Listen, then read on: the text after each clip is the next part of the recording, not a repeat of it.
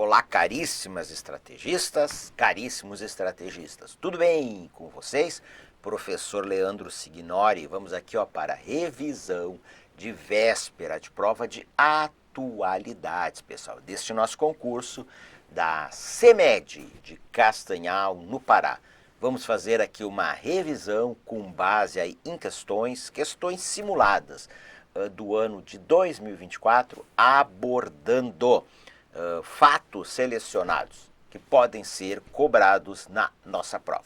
Então vem para a tela aqui comigo, começamos aqui, questão 1. O promotor do TPI, Tribunal Penal Internacional, Karim Khan, anunciou nesta segunda-feira, 20 de maio de 2024, que solicitou mandados de prisão contra o primeiro-ministro de Israel, Benjamin Netanyahu, e líderes do grupo extremista Hamas. Sobre o fato em questão, assinale a alternativa incorreta. Vamos lá. Letra A. A ação tem pouca efetividade prática, pois Israel não é signatário do Estatuto de Roma, fundador do tribunal em Haia, na Holanda. Gente, olha só. Pede aqui a... Deixa eu voltar para cá. Pede a incorreta. A letra A está correta. B. A solicitação de prisão ainda terá que ser avaliada por juízes do tribunal, certo? C. A promotoria acusa os envolvidos por supostos crimes de guerra e contra a humanidade no conflito na faixa de Gaza, certo? D. O TPI não possui autoridades para emitir mandados de prisão contra líderes de estados soberanos. Está errado. O não aí deixa a letra D incorreta. E E. O Brasil é um país membro do Tribunal Penal Internacional. Certo, pessoal? Então, uma questão no âmbito da guerra entre Israel e Hamas, que se iniciou em 7 de outubro de 2024, se prolonga aí por mais de 6 meses, onde Israel tem sido muito criticada pela desproporcionalidade dos ataques aí no combate ao Hamas, tá? Que perpetrou um bárbaro atentado terrorista em outubro aí de 2024. Então, no contexto aí desta guerra, o Tribunal Penal Internacional, a promotoria, ela solicitou uma ordem de prisão contra o primeiro-ministro de Israel, Benjamin Netanyahu, e o ministro da Defesa, o Yoav Gallant, e membros do Hamas, por estarem cometendo aí crimes de guerra e crimes aí de genocídio. Então, o Tribunal Penal Internacional, ele é um organismo internacional, faz parte dele os Estados-membros que aderiram ao seu tratado fundador, o Estatuto de Roma, de 1998, e que ele emite ordens de prisão, a promotoria, ele julga aí personalidades internacionais que ele entende cometeram crimes de guerra, crimes de genocídio, certo? Mas foi um pedido da promotoria, ainda tem que ser analisado pelos juízes do tribunal. Agora, Israel, Estados Unidos, Rússia, a própria Ucrânia, eles não são membros do TPI. O Brasil, por exemplo, é membro do TPI. Então, para Israel tem pouca efetividade prática, não vai prender seu primeiro-ministro. O Brasil é membro do TPI, então os países que são signatários do Estatuto de Roma, que são membros do TPI, se uma pessoa que está com ordem de prisão declarada pelo TPI, se ela for para aquele país, ela tem que ser presa. Por exemplo, se o Benjamin Netanyahu vier para o Brasil tem que prendê-lo, tá? Porque o Brasil é membro aí do TPI. Vejamos, então, a letra D, o TPI, ele possui sim autoridade para emitir mandados de prisão contra líderes de Estado soberano. Gente, e o TPI é diferente da Corte Internacional de Justiça, a CIJ, que é um organismo da ONU que julga litígios entre os países, tá? O TPI julga aí pessoas acusadas aí de cometerem aí crimes de guerra, crimes contra a humanidade. Adiante, 2. A recente invasão da Embaixada do México no Equador gerou uma crise diplomática entre os dois países. Acerca desse contexto, assinale a alternativa correta.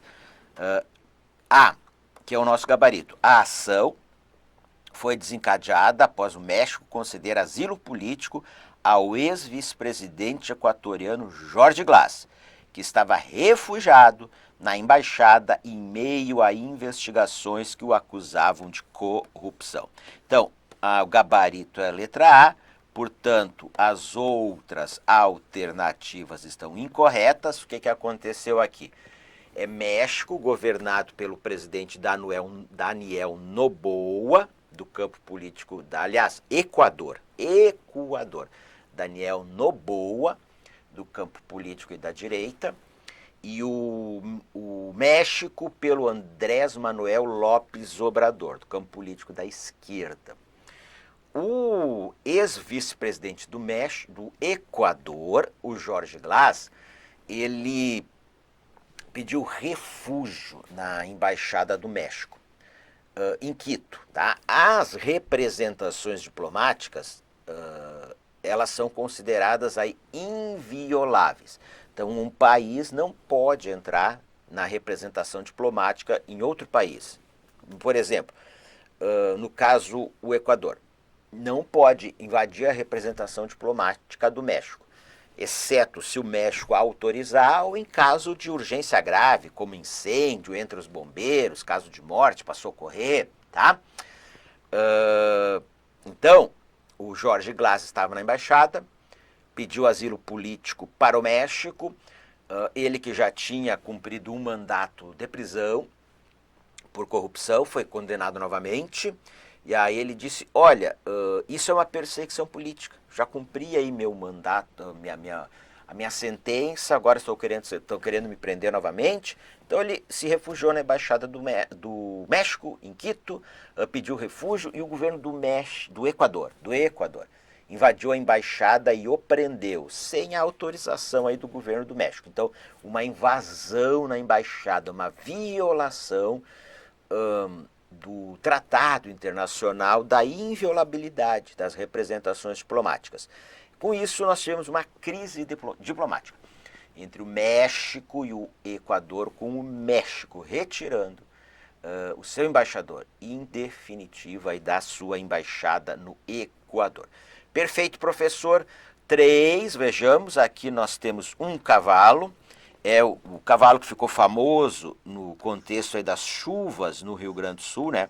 Que foi resgatado 4 dias em cima de um telhado no município aí de Canoas, imóvel, sem poder se mexer, mobilizou o Brasil, o resgate desse cavalo. Então, as chuvas extremas no Rio Grande do Sul, que deixaram centenas de milhares de pessoas desalojadas ou desabrigadas, dezenas de milhares foram resgatadas, tá? Em torno de 80 a 90 mil pessoas foram resgatadas, seja aí por forças de segurança ou pela população, e milhares de animais também, tá? Foram aí resgatados, tá? Enfim, ilhados em função aí das enchentes. Joia, professor? Então vejamos o que o cavalo aqui está dizendo, né? Que é o cavalo caramelo, uma charge dele aqui. Quero aproveitar meu momento de fama para alertá-los de pontos que vocês ainda não perceberam. Aí ele diz aqui, ó, falta de políticas públicas mata, falta de planejamento urbano mata, exploração ilimitada de recursos mata, negacionismo mata, burrice mata. Avança. Tendo a charge como referência inicial, julgue os itens a seguir sobre a tragédia climática ocorrida no Rio Grande do Sul. 1. A solidariedade humana foi fundamental para a organização, para o resgate e para o acolhimento de pessoas em situação de risco. diante de poderes públicos federal, estadual e municipais, que não dispunham de estrutura necessária para a dimensão dos impactos das chuvas extremas, certo? 2. A tragédia humana e animal poderia ter sido minimizada se historicamente as cidades fossem planejadas e ocupadas, preservando os fundos de vale, as margens e áreas naturais de inundação dos cursos d'água, as encostas dos morros e as áreas de infiltração dos lençóis freáticos. Perfeito. Pessoal, então, é impressionante assim a quantidade de chuvas. A grande maioria dos municípios do Rio Grande do Sul, tá, mais de 400 dos quase 500 municípios, foi direta ou indiretamente afetada. Como eu disse para vocês, mais de 800 mil pessoas desabrigadas e desalojadas. Passado aí mais de um mês aí das chuvas extremas e voltou a chover, segue chovendo no Rio Grande do Sul. Então nós temos ainda dezenas de milhares de pessoas fora das suas residências. E as forças de segurança estadual, a defesa civil estadual, municipal, a federal, então os poderes públicos dos municípios, eles não dispunham de estrutura necessária para a dimensão das chuvas extremas que ocorreram. E a solidariedade humana para os resgates, para a abrigagem, para fornecimento de alimentação, para doações, enfim, a solidariedade humana ela foi fundamental para o resgate e o acolhimento das pessoas em situação de risco. Então, chuvas extremas, causadas aí como causas maiores as mudanças climáticas, o aquecimento global e o fenômeno climático aí, El Niño, certo, turma? E obviamente, que essa tragédia humana e animal, ela poderia ter sido minimizada se, historicamente, se respeitasse as margens dos cursos d'água, as encostas de morro, as áreas de preservação permanente, as áreas de inundação natural aí, dos rios, os fundos de vale, então as áreas onde as águas se expandem em período de chuvas fortes ou de inundações, certo? Não evitaria, mas poderia ter sido menor. E também se os sistemas, né, de proteção contra as cheias, sobretudo na região metropolitana de Porto Alegre, ele tivesse tido a manutenção adequada e tivesse sido modernizado, o que não ocorreu. Perfeito, professor. 3. A crítica ao negacionismo na charge é uma referência à descrença na ciência e nas soluções apresentadas para o progresso da humanidade, diante de teorias catastrofistas, que não encontram amparo no ciclo natural do planeta Terra. Gente, está errado. É a crítica ao negacionismo na charge, ela é uma referência aos céticos do clima, aos negacionistas do clima, aqueles que espalham desinformação e teorias aí conspiratórias, negando que as mudanças climáticas que o planeta vive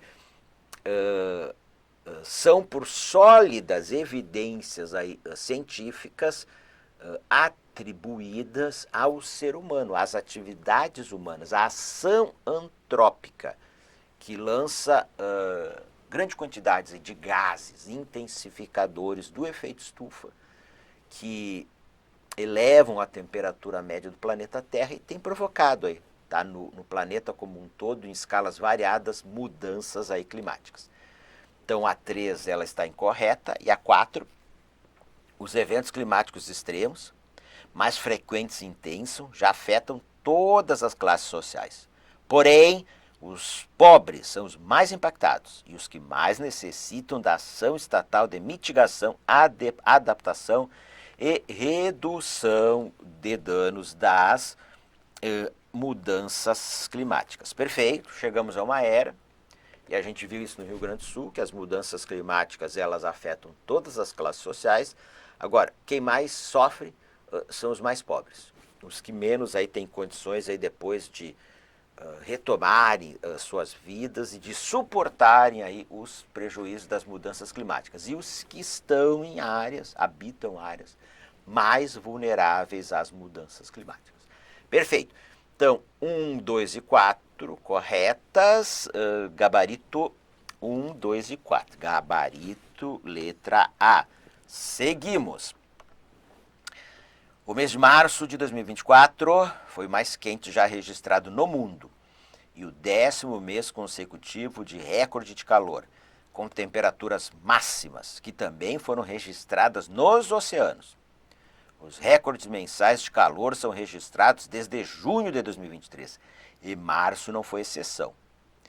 O Serviço de Mudança Climática Copérnicos da União Europeia informou que a temperatura média de março de 2024 foi 1,68 graus centígrados superior à registrada em um mês de março típico, durante o período pré-industrial, 1850-1900. Sobre o tema em questão, assinale a alternativa incorreta. Pessoal, é o seguinte, então aqui fala de março, depois nós tivemos abril e maio, também recordes, tá? Então, 12 meses seguidos de recorde de mês mais quente do ano. Então, a que se atribui isso? Ao aquecimento global, né, ocasionado aí pela ação antrópica, ação humana, e 2023, início de 2024, também atuando o fenômeno climático El Niño. Então, em ano de El Niño, as temperaturas médias elas são maiores também. Perfeito, professor. Letra A. Os sucessivos recordes levaram o planeta Terra... para marcar incorreta, certo? Os sucessivos recordes levaram o planeta Terra a superar o limite de aquecimento de 1,5 graus centígrados, estabelecido na Cúpula do Clima de Paris, em 2015. Errado. B. Os oceanos absorvem grande parte do excesso de calor produzido pelas atividades humanas. E o seu aquecimento ameaça a sobrevivência de muitas espécies de vida marinha, certo? C. Os recordes de temperatura foram influenciou, tá? Mas não foi o único fator, tá? Nós temos aí o aquecimento global. Foram influenciados pela anomalia climática El Niño, certo? Segundo o painel intergovernamental sobre mudanças climáticas, IPCC da ONU, o limite de aquecimento de 1,5 graus centígrados do Acordo do Clima de Paris será superado no início da próxima década, certo? Letra E. Na atualidade, países em desenvolvimento, como o Brasil, é um país em desenvolvimento, tá? São os que mais emitem gases estufa no mundo. Embora as emissões per capita desses gases sejam superiores nos países desenvolvidos. Perfeito. Gente, olha só. Vocês podem até ver que o fragmento de notícia ele vai dizer que em março chegou a 1,68 graus centígrados, superior à temperatura média da era pré-industrial, 1850-1900. Março, tá? Mas quando você pega as médias de temperatura aí, por normal climatológica, ou seja, um período mínimo de 30 anos, a temperatura média do planeta Terra está próxima de superar 1, grau centígrado em relação à era pré-industrial, ainda não superou. O que, segundo o IPCC da ONU, vai ser superado no início da próxima década, porque o planeta Terra está aquecendo mais rapidamente que os cientistas climáticos aí previam. Então, os oceanos, eles absorvem grande parte do excesso de calor produzido pelas atividades humanas, tá? Então, mais quente, mais retenção de calor no planeta Terra. Então, os oceanos absorvem grande parte do calor. Então, isso prejudica formas de vida aí, no planeta Terra. E então oceanos mais quentes, também mais calor na atmosfera incidindo sobre os oceanos, mais evaporação de vapor d'água. Então, mais vapor d'água na atmosfera, mais formação de nuvens de chuva. Então, mais extremos climáticos, mais chuvas extremas em determinadas regiões, e em outras aí secas recordes, como a que nós estamos tendo aí na Amazônia. O que mais nós podemos falar aqui? Emissões anuais, soma total das emissões. Quem mais emite são os países em desenvolvimento. Em primeiro lugar, China. O Brasil está entre um dos 10 maiores emissões mundiais de gases de efeito estufa. Agora, quando você pega as emissões acumuladas, em primeiro lugar, Estados Unidos. E quando você pega o total de emissões e divide pela população de um país, os países desenvolvidos são os que mais emitem per capita, por pessoa. Então, em primeiro lugar, aí os Estados Unidos. Perfeito, professor. 5. O Instituto Brasileiro de Geografia e Estatística lançou na última terça-feira um Mapa Mundi, em que o Brasil aparece no centro do mundo. O documento faz parte da 9ª edição do Atlas Geográfico Escolar, publicação do Instituto com informações sobre geografia, estatística e cartográfica, voltada ao público escolar. A respeito do novo Mapa Mundi, publicado pelo IBGE, analise as afirmativas a seguir. Gente, novo Mapa Mundi, publicado pelo IBGE. Então, olha aqui, o Brasil no centro do mundo, tá? Do planisfério terrestre. Quem que normalmente fica nessa parte que o Brasil está? Gente, nós temos aqui o meridiano de Greenwich. Então, Greenwich, ele é um meridiano que separa o hemisfério ocidental do hemisfério oriental. E o Brasil, ele fica mais ou menos aqui, o continente americano, ele fica mais ou menos aqui, tá? Então, é uma representação que coloca aí o continente americano, o Brasil no centro do mundo. Aí, nós vamos lembrar que o planeta Terra é esférico. O que é o centro é uma convenção, não existe centro. Então, aí pela convenção é onde passa o meridiano zero, o meridiano de Greenwich. Então, qualquer país, qualquer continente pode estar aí no centro do planisfério político, conforme ele é visto, ele é elaborado, né? Veja que ele é um planisfério. Você pega um planeta Terra, que é um geóide, e o representa em uma superfície plana, com distorções, né? Então vejamos aqui. Volta para a tela. A mudança é vista como simbólica, dentro da geopolítica, pois a ideia de posicionar o Brasil no centro rompe com a ideia eurocentrista do Mapa Mundi tradicional. Sim. Então, a ideia eurocentrista é que vai colocar, como a gente viu, a Europa no centro do planisfério político. Aí o Brasil faz isso pela primeira vez, mas vários outros países colocam o seu continente, o seu país no planisfério de forma que ele esteja aí no centro do mundo. Ou utiliza uma representação cartográfica do mundo aí diferente, tá? Perfeito, professor.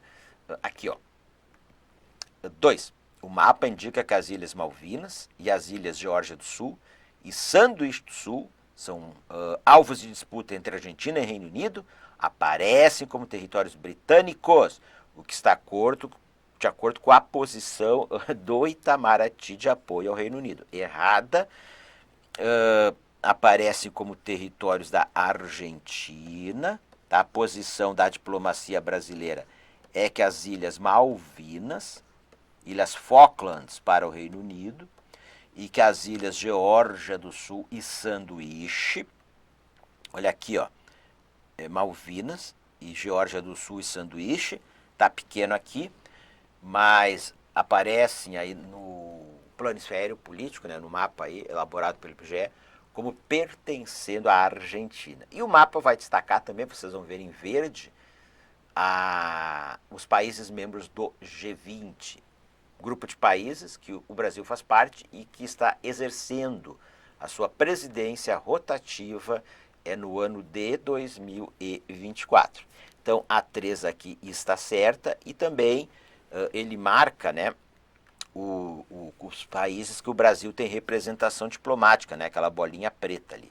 Certo? Vejamos. Está correto que se afirma em letra C, 1 e 3 apenas, 2 está errada. Segue. Questão 6. O banco ultrapassou o Itaú Unibanco e se tornou o banco mais valioso da América Latina. com valor de mercado de 297 bilhões de reais. O banco agora é a segunda maior empresa listada na B3, Bolsa de Valores do Brasil, atrás da Petrobras. Então, notícia divulgada em 29 de maio de 2024. Qual que é o banco que está descrito acima? Pessoal, é o Nubank, é banco digital. Vamos ver se fala aqui, ó. O crescimento também reflete uma mudança mais ampla no setor bancário, onde instituições financeiras digitais estão ganhando terreno sobre os bancos tradicionais. Então, turma, Nubank tornou-se o banco mais valioso em valor de mercado na América Latina, passando aí o Itaú Unibanco. Segue, questão 7, vem para a tela. O Brasil é o país com o maior número de casos e mortes por dengue neste ano. Segundo o informe da Organização Mundial da Saúde, OMS, divulgado nesta quinta-feira, 30 de maio de 2024. São 6,2 milhões de casos suspeitos e confirmados, o que corresponde a 88,2% dos casos no mundo. Até 30 de abril, a soma dos casos notificados mundialmente foi de 7,6 milhões. Desses, 3,4 milhões foram confirmados.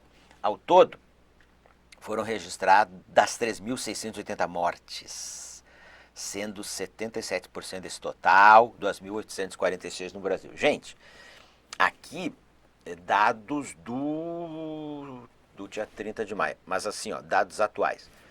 Já passou de 8 milhões de casos de dengue no Brasil, recorde, desde que a dengue ressurgiu no Brasil na década de 80 do século passado, recorde do número de casos, e já chegou a 4 mil mortes. Recorde de casos e de mortes. Recorde no mundo também, segundo a Organização Mundial da Saúde, em torno de aqui até diz 88,2%, cerca de 90% dos casos em 2024 e de mortes por dengue em 2024 estão aí no Brasil.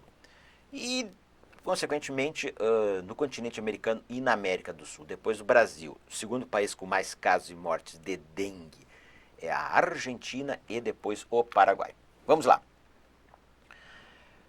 As alternativas a seguir apresentam fatores que contribuem significativamente para o alto número de casos de dengue no Brasil.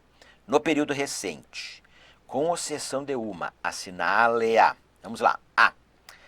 A baixa disponibilidade de vacinas contra a dengue no mercado, o que impede a imunização em massa da população, resultando em surtos recorrentes da doença, especialmente em áreas urbanas densamente despovoadas. Só dar uma olhada aqui, pessoal, vamos ser... eu estou aqui... tá certo. É para assinalar... A letra A está correta. A B, a presença dos 4 sorotipos do vírus da dengue circulando simultaneamente, o que aumenta a complexidade da resposta imunológica e a probabilidade de infecções sucessivas e mais graves, agravando o número de casos confirmados. Tá certo, gente? Então, baixa disponibilidade de vacinas contra a dengue. Nós temos, pessoal, a vacina Qdenga. Bom, primeiro, qual que é o agente transmissor da dengue? Velho conhecido dos brasileiros, o mosquito Aedes aegypti. E nós temos 2 vacinas contra a dengue. A Dengvaxia, que surgiu em 2015, fabricada pelo laboratório francês Sanofi Pasteur. E no ano de 2023, uma nova vacina, a Qdenga, fabricada pelo laboratório japonês Takeda Pharma. E a Qdenga foi incorporada ao Sistema Único de Saúde. Então, o Brasil é o primeiro país do mundo que incorporou uma vacina no seu sistema público. Porém, a quantidade produzida de doses anualmente pelo laboratório japonês é baixa. De modo que o Brasil comprou grande parte da produção, mas tem pouca, né? Tem poucos milhões de doses disponíveis aí para a população, né? Então escolheu aí público-alvo e municípios-alvo. Então a vacinação está baixa e o fator determinante para isso é a falta de doses, tá? E os 4 sorotipos da dengue estão circulando no Brasil, estão circulando também na América do Sul. Então aumenta a complexidade aí da resposta imunológica e aumenta aí, né, a probabilidade aí de infecções sucessivas e mais graves. Ok. C. A falta de saneamento básico e o acúmulo de lixo nas cidades, que cria, né, ambientes propícios para a proliferação dos mosquitos Aedes aegypti, principais vetores da doença, aumentando a taxa de transmissão e incidência de dengue. Tá certo? As mudanças climáticas globais, que alteram os padrões de temperatura e precipitação, criando condições ambientais mais favoráveis para a sobrevivência e reprodução dos mosquitos transmissores, resultando em um aumento de casos de dengue. Tá certo? Então é incorreta aqui a letra E, ó. A mobilidade urbana e a migração de pessoas infectadas entre regiões e países, que facilita a disseminação do vírus e torna difícil o controle local dos surtos, levando a aumento significativo dos casos de dengue. Pessoal, a dengue não é transmitida de humano para humano, é transmitida pela picada do mosquito fêmea. Então o mosquito fêmea pica um humano infectado e vai lá e pica outros humanos e vai transmitindo. Então a mobilidade urbana, a migração de pessoas, isso não tem relação com a disseminação do vírus. E as mudanças climáticas globais, elas têm contribuído para a disseminação do vírus. Por quê? Porque o Aedes aegypti, que também transmite a chikungunya e a zika vírus, anotem aí, ele é um mosquito de clima quente, de climas tropicais. Então, na medida em que a gente está tendo uma elevação da temperatura média do planeta, que regiões do planeta Terra estão tendo aumento de temperaturas, isso sim facilita a ampliação da área geográfica, tá? De atuação, de espalhamento aí do mosquito. E também uma urbanização cada vez maior, luz. Ele é um mosquito que gosta de luz e de calor. E o calor acelera a reprodução do mosquito. E essa grande proliferação está aí relacionada também com os nossos velhos problemas de carência de saneamento básico. Então, o acúmulo de lixo nas cidades, então, acumulação de água limpa, parada, em lixo, em poças d'água, e vejam, e aí mais chuvas em determinadas regiões, e também falhas aí da vigilância sanitária, porque tem que ter vigilância sanitária sempre, né? Isso também aí contribui para o aumento da taxa de transmissão e de incidência da dengue. 8. O Ministério da Saúde fez um alerta para o aumento e a disseminação da febre Oropouche no Brasil. Olha aqui, ó, pessoal. Febre do Oropouche no Brasil. Segundo o órgão, até o dia 13 de março, o país contabilizava 5.102 casos da doença, número 5 vezes maior do que o registrado ano passado, 832. Nesse cenário, a pasta chama a atenção de profissionais de saúde para a importância do diagnóstico correto dos pacientes. Sobre a febre do Oropouche no Brasil, assinale a alternativa incorreta. Vejamos. O vírus causador da doença é considerado endêmico, ou seja, típico da região amazônica. Perfeito. B. Autoridades de saúde consideram que o principal motivo por trás do aumento no número de casos é a descentralização da distribuição dos testes para diagnóstico do vírus em laboratórios, certo? C. Os sintomas da febre do Oropouche incluem dor abdominal intensa e hemorragias internas, semelhantes aos observados em casos graves de dengue. Errado. D. O vírus é transmitido aos seres humanos principalmente pela picada do mosquito conhecido como maruim ou mosquito pólvora. Então aqui achamos a letra C, incorreta. E a letra E, Amazonas e Rondônia estão entre os estados com o maior número de casos diagnosticados no Brasil. Perfeito. Então o vírus causador da doença, ele é endêmico, é típico da região amazônica. Então uma doença típica aí da Amazônia. E então é incorreta a letra C, os seus sintomas são semelhantes ao da dengue, zika vírus, chikungunya, mas é outro mosquito, tá? É uma arbovirose, transmitida por arbovírus, por mosquitos, pela picada do mosquito. Então, sintomas de dor de cabeça, tosse, febre, gripe. E, segundo o Ministério da Saúde, se distribuiu aí mais testes diagnósticos esse ano. Então, se ampliou a distribuição de testes de diagnóstico. E o Ministério da Saúde atribui a isso um aumento no número de casos. No momento que eu gravo aqui essa nossa revisão de véspera, a gente não teve mortes notificadas, mas um aumento no número de casos. Por quê? Então, segundo o Ministério da Saúde, olha, a gente está distribuindo mais testes. Então, muitas vezes a pessoa chegava no posto de saúde lá com gripe, tosse, febre, dor de cabeça, e se testava para dengue, chikungunya, zika vírus e não para febre oropústica, porque tu não tinha o teste diagnóstico. Então agora como você tem, está aí se testando, então mais gente sendo testada, então o número de casos aí aumentou. Certo, professor? Adiante. 9. O Instituto Brasileiro de Geografia e Estatística, IBGE, divulgou no dia 17 de maio dados do Censo Demográfico de 2022, relativos à alfabetização no país. Os dados mostram quais as taxas de alfabetização da população em cada um dos municípios do Brasil. A respeito desses dados, é correto afirmar que, vejamos, letra A, o analfabetismo está reduzindo-se progressivamente nas últimas décadas, mas ainda é alto, situando-se na casa dos 15%. Não está errado, né, pessoal? Ele ainda é alto, está se reduzindo a cada década e está em 7%. B. Na análise das faixas etárias, o grupo de 65 anos ou mais apresenta a maior taxa de analfabetismo, certo? C. Não, está pedindo para assinalar. Deixa eu voltar para cá.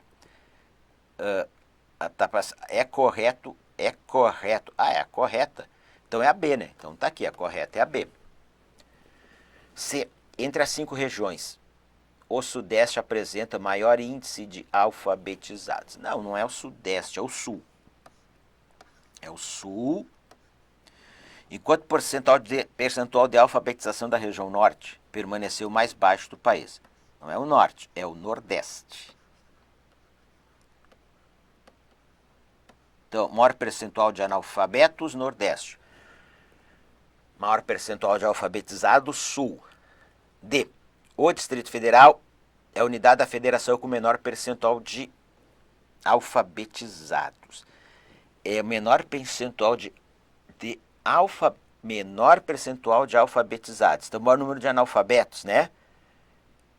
Menor percentual de alfabetizados. É Alagoas. É Alagoas. E o Piauí com maior percentual de analfabetos. É a mesma coisa, né? Menor percentual de alfabetizados. Maior número de analfabetos. Maior percentual de analfabetos é o menor percentual de alfabetizados. É Alagoas, tá bem? Alagoas. E, entre os grupos de cor, os pardos apresentam maior taxa de analfabetismo. Não, são os indígenas. Indígenas. Então, avança. Aqui, ó, turma. O Brasil tem aí 11,4 milhões de analfabetos. A cada censo demográfico, esse número vem caindo. 7%, de acordo com o censo de 2022. Estado com o menor percentual de analfabetos. Santa Catarina, região sul do Brasil. O maior, Alagoas. Professor e o estado do Pará. Aqui, ó, turma. 8,8% de analfabetos o estado do Pará. E o Nordeste, olha aqui, os piores percentuais de analfabetismo.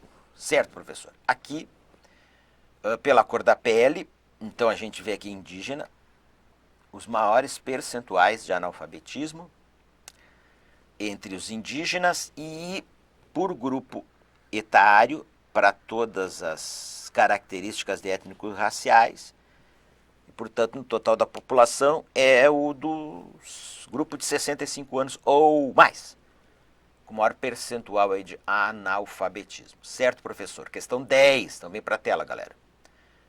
A área desmatada no Brasil apresentou uma queda de 11,6% em 2023. Aponta a edição mais recente do Relatório Anual do Desmatamento, RAD, no Brasil, do MAP Biomas, lançado nesta terça-feira, 28 de maio. No ano passado, a área total de vegetação nativa suprimida somou 1.829.527 hectares. Em 2022, esse total chegou a 2.069.695 hectares. Gente, quais que são os 5 biomas aí brasileiros? Amazônia, então o maior bioma do Brasil.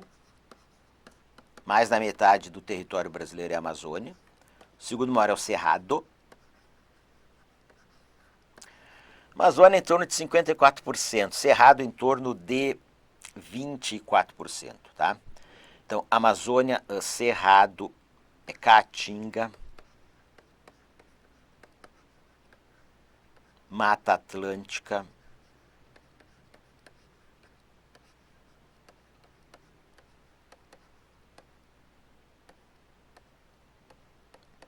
Mata Atlântica e Pantanal, vamos por aqui, ó. Pantanal e Pampa. São 6 biomas. Pantanal e Pampa. Perfeito, professor. Avança. Com base nas informações divulgadas sobre o desmatamento no Brasil em 2023, assinale a alternativa correta. A. O Cerrado ultrapassou a Amazônia em área desmatada, correspondente em 2023 a mais da metade da área suprimida. Aqui que está o gabarito. Letra A. Cerrado e Amazônia somaram juntos 85% da área desmatada no Brasil.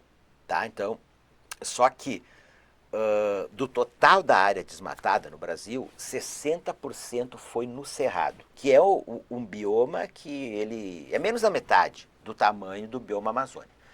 Então, 60% foi no Cerrado, 25% na Amazônia. Professor, em 2024, Cerrado segue sendo o bioma mais desmatado do Brasil, Amazônia em segundo. Então, temos aqui uma excelente notícia, desmatamento na Amazônia caiu em 2023, segue em queda em 2024, mas uma notícia ruim, né? Ele está crescendo muito aí, tá? Recordes de desmatamento no Cerrado, tá? Letra B. A urbanização e as atividades industriais são as atividades responsáveis pela maior parte do desmatamento no país. Não é urbanização nem atividades industriais. 97%, pessoal, do desmatamento no Brasil é para quê?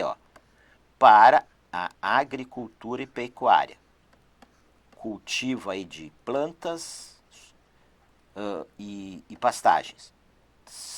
Então, mais pecuária e depois agricultura. 97%. Professor, e 3%. Urbanização.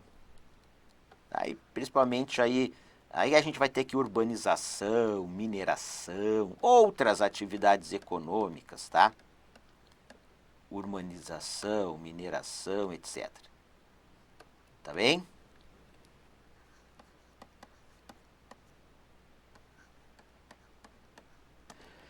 C. A região de Amacro, que inclui Amazonas, Acre e Rondônia, apresentou o maior crescimento da área desmatada. Tá errado. Gente, de fato, a macro é onde mais avança o desmatamento na Amazônia, na atualidade. A macro corresponde ao norte de Rondônia, ao oeste do Acre, então você vai ter Acre, Rondônia e aqui, ó, sul do Amazonas, tá? É onde mais avança o desmatamento no bioma Amazonas. Mas a área que mais avança o desmatamento no Brasil é no Cerrado, tá? É uma área conhecida como Matopiba. Aqui, ó. Então a letra D está incorreta. Ela diz a região do desmatamento, a redução do desmatamento na Amazônia foi impulsionada pela queda na região do Matopiba. Não. Então, o Matopiba, ele é um acrônimo, tá, pessoal? Ó, Maranhão, sul do Maranhão, Tocantins, estado Tocantins, Piauí e Bahia, sul de Piauí e oeste da Bahia. O município de São Desidério, no Piauí, foi mais desmatado. Não, é o município de São Desidério, na Bahia.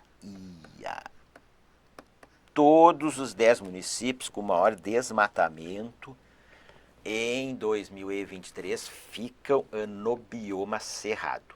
E 2024 também. Quem diria, hein, professor? Cerrado ultrapassou a Amazônia. Pois é. Durante muitos anos a gente aqui deu aula falando que anualmente o bioma com maior desmatamento era o bioma Amazônia, né? Agora é o Cerrado. Certo, professor? 11. A Câmara dos Deputados aprovou no dia 20 de março o projeto de lei que acaba com as saídas temporárias de presos em feriados e datas comemorativas, conhecido popularmente como saidinha. A lei, entretanto, mantém uma autorização excepcional para que detentos em regime semiaberto possam sair. A saída temporária será permitida. Então, muitos debates. Tinha sido aprovado pela Câmara, pelo Senado, foi vetado pelo governo Lula. Congresso Nacional derrubou o veto. A saidinha, tá bem? Avança. Então, o gabarito é a letra D, caso o detento estudar fora da prisão, em supletivo profissionalizante, ensino médio ou superior. Vejam, a saída temporária, ela é permitida somente para presos do regime aberto ou o semiaberto. Quem está em regime fechado, não, né?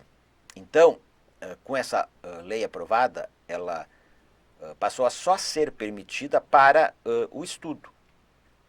Estudo e trabalho também, fora da prisão. E o estudo pelo tempo que durar aí o estudo. Você tinha uma outra possibilidade, que era também em datas comemorativas, né? Natal, Ano Novo, aniversário aí do preso. Então, essas outras datas aí foram extintas. Não se permite mais saída temporária para isso. E a questão 13, última questão da nossa revisão de véspera de prova. Vejamos, o cartunista Ziraldo morreu na tarde do dia 6 de abril, em sua casa no Rio de Janeiro, aos 91 anos, de falência múltipla dos órgãos. Ziraldo teve uma carreira profícua e criou charges, cartoons, pinturas, cartazes, murais, histórias em quadrinhos, livros infantis e crônicas. Ziraldo foi o criador do célebre personagem Mafalda, o Menino Maluquinho, Agar, o Horrível, Garfield e Zé Carioca. Gente, o Menino Maluquinho, mais famoso personagem do Ziraldo, que era um menino muito inteligente, cheio de criatividade, muito levado, que sempre tinha uma panela com o cabo virado para trás aí na cabeça, né? Menino Maluquinho, né? Foi esse aí, o Ziraldo. Criou outros personagens também, a Menina Maluquinha, namorada do Menino Maluquinho, Flict, uma cor que não existia, a Supermãe, então, enfim, vários personagens aí do cartunista Ziraldo. Eu quero fechar para vocês na área de cultura, quero destacar aí 2 fatos para a gente aqui prestar atenção. Novos imortais, né, membros da Academia Brasileira de Letras, então novos membros, ambos já eleitos e tomaram posse, né? Então, Ailton Krenak, ele é indígena, ó, da etnia Krenak, como o nome já diz, né, em Minas Gerais, né? Reserva indígena Krenak em Minas Gerais. Claro, escritor, né, pessoal? Escritor, filósofo. Então, o primeiro indígena a ser um membro da Academia Brasileira de Letras. E mais recentemente tomou posse, também como membro, a Lília Schwartz, professora da USP, historiadora, então com uma obra voltada para a questão do negro e do racismo no Brasil. Deixei aqui para vocês o gabarito das questões que nós resolvemos aqui nessa nossa revisão de véspera de prova. Lembrem-se, pessoal, que é atualidades, a gama de assuntos que o examinador pode perguntar é muito ampla, mas leiam ali o comando da questão, é múltipla escolha, vão por eliminação, vocês vão verificar que vão ficar entre duas alternativas, e uma delas vai ser a resposta correta. Lê as afirmativas e vai eliminando aí de cara que você já acha que está errado, tá? Então vai ficar entre duas aí, quem sabe uma, você já vai lá, já marca direto a alternativa solicitada pela questão. Deixo aqui para vocês minhas redes sociais, para vocês me seguirem. Meu Telegram é Prof. Leandro Signori, meu Instagram é @Prof. Leandro Signori e meu canal do YouTube, Leandro Signori. Desejo a todas e todos vocês uma excelente prova no concurso aí da CEMED de Castanhal, no Pará. Fiquem com Deus, beijo no coração e um grande abraço.